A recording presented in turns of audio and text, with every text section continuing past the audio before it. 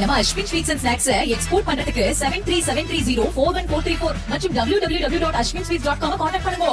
சேலம் மாவட்டம் ஏற்காடு பக்கோடா பாயிண்ட் அருகே தங்கும் விடுதியில் மது விற்பனை படுஜோராக நடந்து வருவதாக புகார் எழுந்துள்ள நிலையில் காலையிலேயே ஒருவர் கள்ளத்தனமாக மது வாங்கி சென்ற வீடியோ வெளியாகியுள்ளது.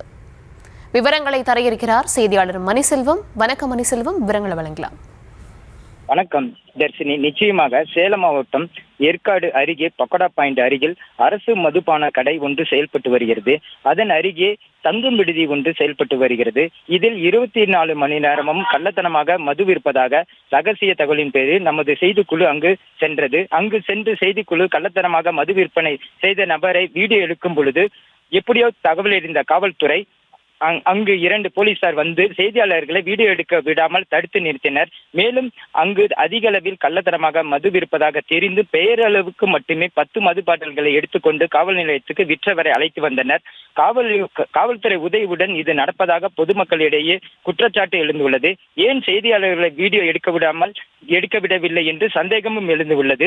மேலும் ஏற்காடு முழுவதும் அதிக அளவில் கள்ளத்தனமாக மது விற்பனை நடந்து கொண்டிருப்பதால் கண்டு கொள்ளாத காவல்துறை ஐயமும் பொதுமக்களிடம் எழுந்துள்ளது. உடனடியாக காவல்துறை அதிகாரிகள் காலம் தாழ்த்தாமல் ஏற்காட்டில் கள்ளத்தனமாக மது விற்கும் நபர்களை கண்டறிந்து கைது நடவடிக்கையில் ஈடுபட வேண்டும் என்று பொதுமக்கள் கோரிக்கையாக உள்ளது.